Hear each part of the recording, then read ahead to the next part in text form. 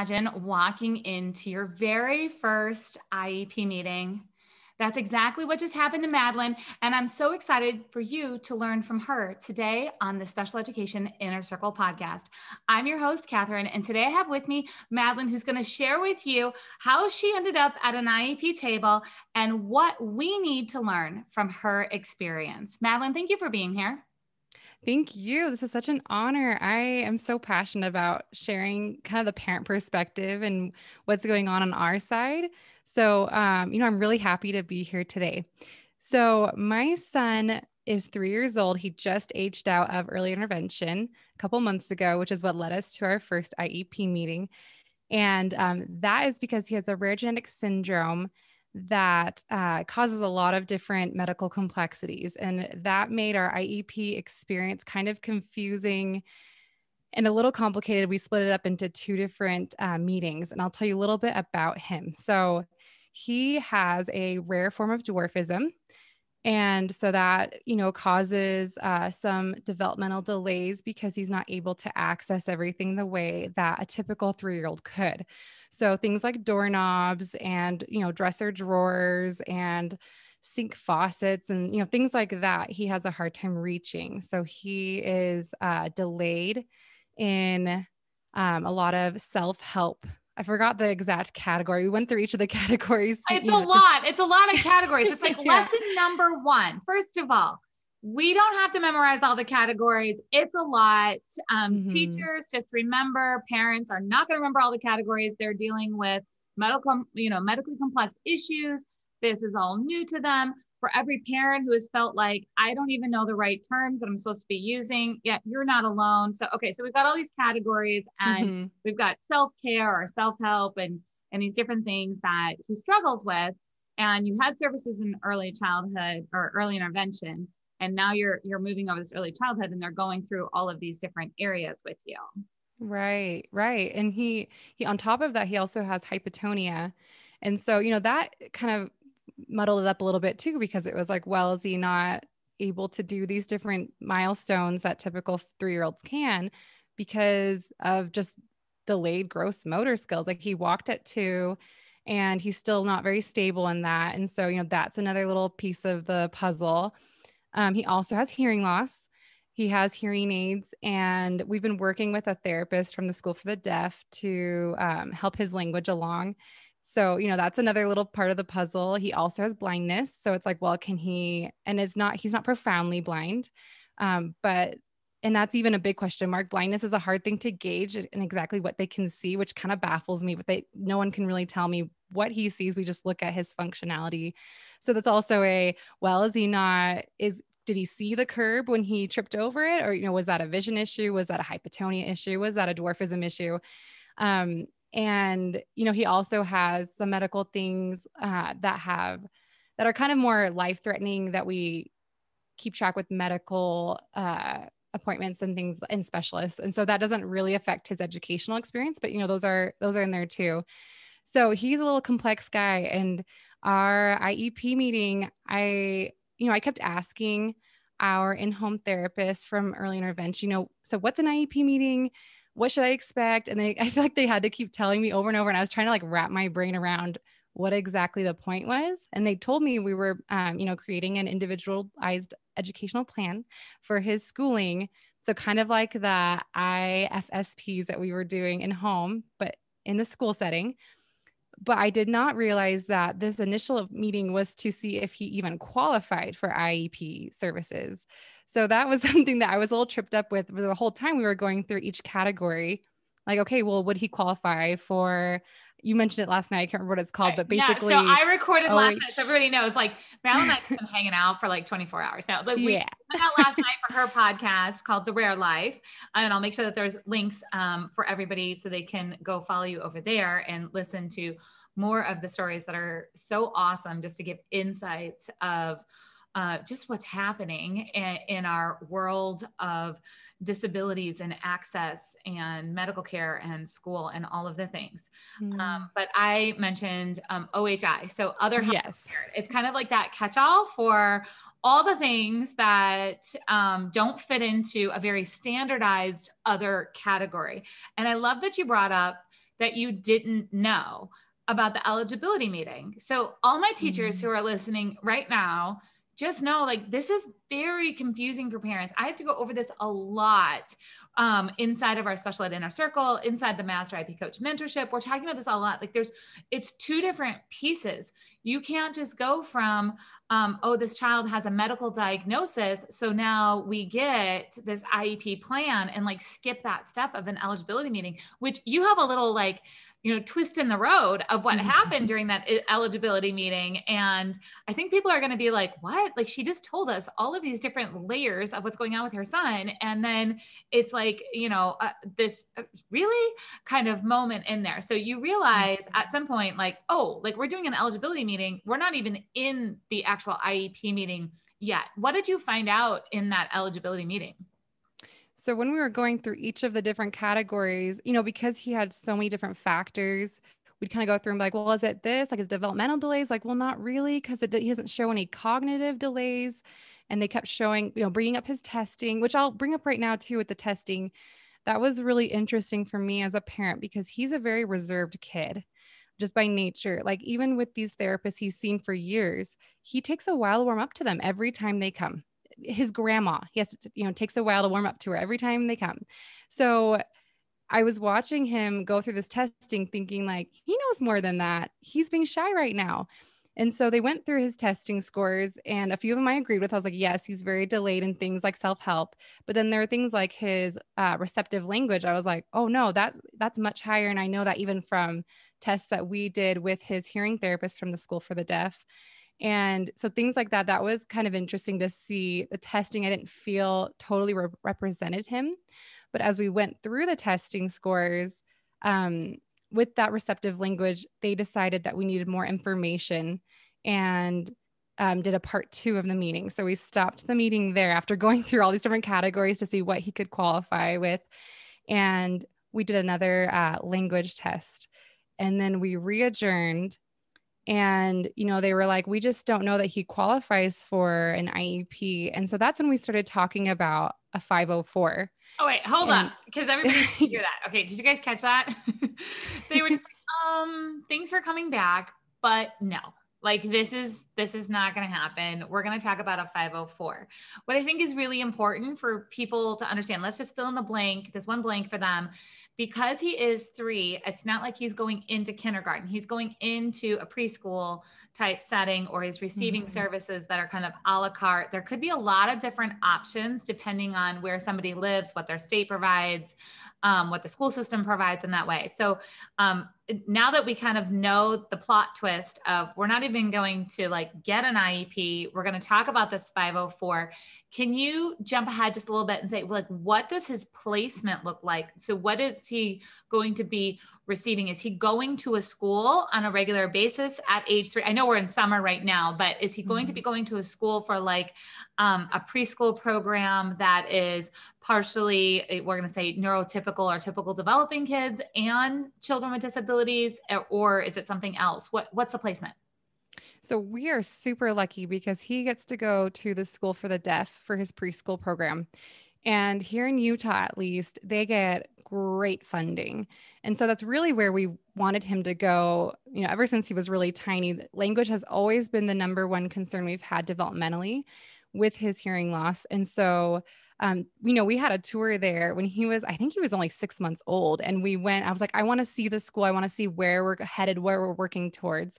And so we went there to the school and I was able to see all of the resources they had specifically for kids with hearing loss. And they have things like speech language pathologists and audiologists and play therapists and really low ratio of teacher to student in the classroom and things like that. And I was like, you know what, this feels so right for him. So it was interesting going into the IEP meeting where I knew that we would talk about what was best for him, whether he would go with a district or with the School for the Deaf, or I didn't realize then, just a private preschool. When, really that's what I wanted the whole time, was for him to go to the School for the Deaf. And there, they said, well, you don't really need a 504 for the School for the Deaf because they're already taking a lot of these things in considerations. But once he goes into public school in kindergarten, which is the plan, he'll be mainstreamed for them to make accommodations there. So things like having an FM system, which is a microphone clipped onto the teacher's shirt, and then the sound goes directly to Kimball's hearing aids so he can hear. He does also have the vision issues and the dwarfism. So even at the School for the Deaf, we will talk to his teachers, and they're very used to accommodating for things like this. So we will talk about him being in the front of the classroom so he can see in high contrast items and things to help him reach and access with his smaller size. So he's getting an alternative placement, which I love, especially at age 3. He's got all of these layers of things that are happening, and we need to make sure that he's in this supportive environment, and you're not having to teach the team all the things, maybe some of the things, because he does have his unique just different pieces that need to be put together for him to have an awesome school day. But he's going to have this alternative school that he can go to where the teachers are trained in some areas that he needs. You'll take the lead in some other areas. And from my understanding from our conversation last night, then he's going to have a 504. So basically it's taking their standard program, and then that 504 is going to define those extra things that he needs within this already specialized environment. Right. That's perfect. So when so let me just ask this. Let me just go like off the books here and talk about this, because now I'm curious. Yeah. How many grade levels are there in this School for the Deaf? Does it go beyond preschool years? Yes. Yeah. They go all the way through. You can graduate high school there. Okay. And, in talking about, because there's a lot of different options for him. He also has the blindness, so he could go to a deaf-blind classroom. He was receiving deaf-blind services during early intervention. But I've been told that in the deaf-blind classroom, a lot of those kids also have cognitive disabilities that wouldn't necessarily be the pace that he would need to reach his full potential. So we are putting him in the deaf section, but they have it. They go through all through high school, and that most children, I was told, are encouraged to be mainstreamed in kindergarten unless they have more delays and they want to catch up more. Then they will keep them there through kindergarten and then kind of reevaluate each year. But really their main motive, at least the Utah Schools for the Deaf, it is to mainstream them and help them kind of integrate into the world, and not necessarily to keep them there, but those children with also some other disabilities will sometimes stay there, or if they, they love that, the atmosphere of being with other kids like them. I love that you are already seeing that there's many options and many avenues. Now, the struggle with that for, our listeners here, they're saying like, well, I don't even have those options and I don't know what to do. And I don't know how to figure out how do I get to a specialized school. So I just want to calm their mind and say, it does work different in every state and what your resources are. So yes, your resources happen to be exactly what you need in the area where you're at. And for other people who are listening who don't have the specialized school option, we would be talking a completely different path. So again, that's super important, because sometimes like teachers in Utah might not realize that the teachers in Illinois don't have those same kind of resources. And then they're giving advice to parents, and, there's the Facebook groups and all the pressure and the chat that's happening about, you need to do this or ask them about that. You have to keep in mind that where you're located absolutely does have an impact on what resources are available for that.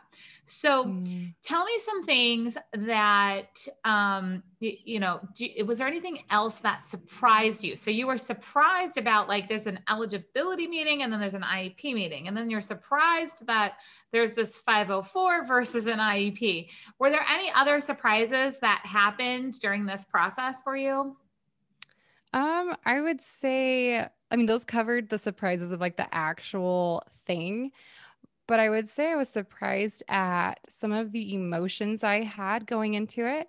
It was very, very reminiscent of the early days in the NICU. And I've really been thinking about this as I've been preparing for this interview. I'll take you into kind of like that scenario.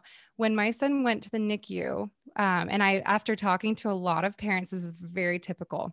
When your child goes to the NICU, they talk to you and they assume that you have this basis of knowledge, this medical knowledge, mostly when you're in the NICU, and these terms and this jargon that there really is no reason for us to know in the first place. And, there are those few that went to nursing school or something, and they do have that medical background.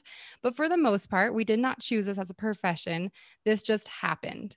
And, I felt very disqualified to be my son's mother. I was like, this is super complex. We didn't know if he'd live. There were these really intense decisions to be made. He even, his diagnosis, so his overall diagnosis is very rare, but he also has some birth defects that are also really, really rare. And the professionals don't totally know what to do. And so they were asking us for our opinions. And it was very much we were along for the ride, not really knowing what the heck was going on. And I have this very stark memory of this time we went to visit my son in the NICU, and we got to do what they call cares. And so every 2 hours, I think they would change his diaper, move around the pulse ox, and just do these different things to keep them comfortable. And so okay, well, parents can do cares. That's something you can do to try to be a parent while we're doing everything for your child right now. So I went to change his diaper, and I'm not a first-time mom either. I'll preface that. I have a 5-year-old daughter. I went to change his diaper, and it was a wet diaper. And I was like, well, I went to the NICU nurse, and I was like, should I wipe him if he's just wet? And then she was like, oh, sure. And I was like, that was really weird. I just asked the NICU nurse if I should wipe my son's butt. This is just such a weird reversal of I don't feel in charge anymore. I don't really know what's going on. They're telling me these things I don't understand. I'm learning how to ask questions. So I'll bring it back to the IEP meeting or the eligibility meeting, where I was like, where's my role in this? I asserted myself since the NICU. I felt like the leader of the team with therapists. And I was like, hey, I know what I'm doing. I know how to tell them that I'm not comfortable with something and I want other things. But then going into this meeting, it felt like the NICU all over again, because they were using these terms I didn't understand. They were assuming I knew different things. They assumed I knew why we were there. And I wanted to be mom, but I was also like, well, I don't totally know what's going on right now. And kind of relearning to ask questions and use my voice. And it was a quicker learning curve because I've been in that before, but it was weird to feel triggered back to those first moments of being like, okay, am I mom or am I just kind of along for the ride? Yeah. And that feeling happens often to parents where it reminds them of another time when they had to be their child's voice, be their child's advocate. They had to learn new things and step up, and they know what it feels like to not have all the answers and have to dig for it. But you're just kind of like, okay, so how do I do that in this process? I mastered one environment, now I have to master it in another, but then it brings back all of those feelings. And a lot of times, and I think you might've said this last night, you said I kind of the mama bear in me wanted to come out and be like, okay, hey, and a lot of times teachers will feel attacked, or they'll feel like the parent doesn't trust them. You know what? It's not about you. For every teacher that's listening, it's not about you. It's about all these other experiences. You know what? There was a nurse or a doctor or a therapist or somebody who didn't give Madeline all the information, or assumed that she knew something, or didn't give her all the tools that she needed. And then that just creates almost like a scar where you're like, okay, I didn't know that, but now I know better. So I'm going to do better. And we get this instinct as a parent of like, okay, well, now I don't know what I'm doing right now, but I'm going to do better than I did before. And you start asking these questions and you start coming at the people like, hey, I need this information. I need to know what's going on. I need to know this. It's not about the person at the table. It's about the child and having to be their voice through very traumatic and scary experiences. And I don't really know a parent of a child with a disability who doesn't have some version of that NICU story. Not always in the NICU, but it could be, what people sometimes call simple disabilities, right? Something like dyslexia. Well, that's not medically traumatic, but it is traumatic when you find out as a parent that you didn't know that your child couldn't read and that they were faking it through things. And you're like, okay, now that I know better, I'm going to do better.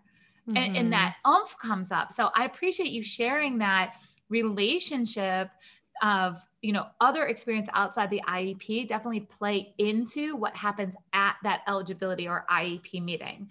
So Yes. let's talk about this for a minute. Let's talk about what are you most concerned about going forward. It's important for other parents to hear what other parents are concerned about. And it's important for teachers to hear what are parents concerned about, because there's not always that honest conversation at the table or around these topics. So what's keeping you up at night, or what are you worried about? So Kimball, I kind of mentioned, but Kimball's a very, easygoing, soft-spoken kid. And that's just the way he came into this world. So I don't think that's going to change anytime soon. And so, with his older sister, I see him get pushed around. And if she wants a toy, she just grabs it and he just takes it. And, seeing that, and then also like when he falls, he kind of just pops right back up and he laughs, and it's really cute. But, those different things make me concerned that he will allow himself to kind of fall behind and not speak up if he can't hear the teacher, and not ask for people to repeat things, or if he can't see something, or if he can't reach it. And so, I do have that concern that he won't advocate for himself. I'm a very assertive person by nature. He is not. And so right now I'm advocating for him, and that's great because that's the role I have right now. But knowing, that he'll be going into school, he'll be gone from me 6 hours a day, 5 days a week at this preschool, and then going to public school where he has much less, a far different ratio to the teacher. And I'm afraid he'll be brushed off. And so I think, picturing myself in these future meetings, I could see myself being kind of that overly assertive parent, being like, hey, I need to assert for my child. I'm sure he's not telling you he can't hear or see these things. And I want you to be my eyes in the classroom when I can't speak up for him. And so that's definitely a concern, that I have for him.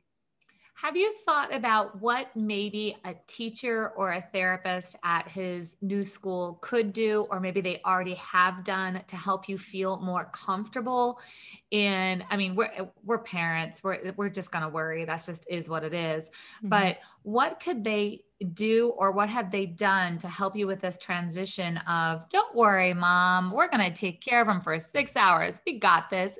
Have they done anything else?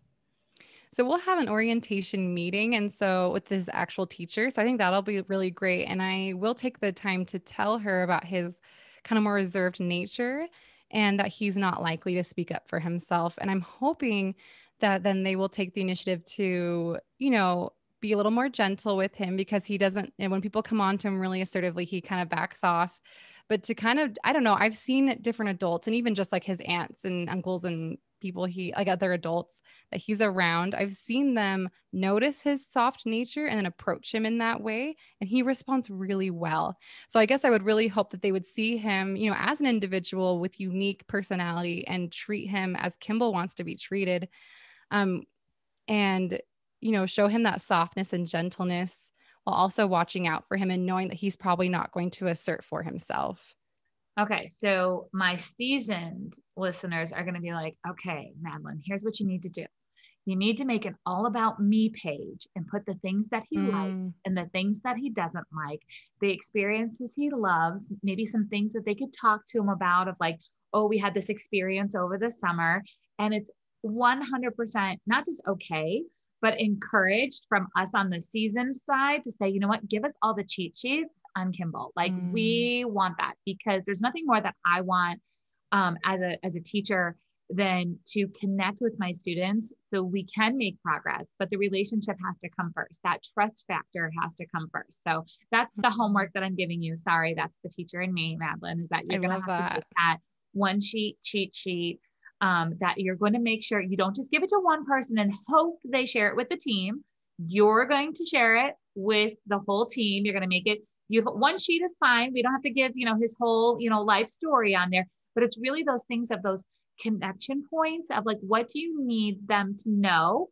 So he is going to be able to be comfortable, especially in those first, 3 to 5 days, which really can make or break that trust factor, ongoing for the next months. So there's your to-do list.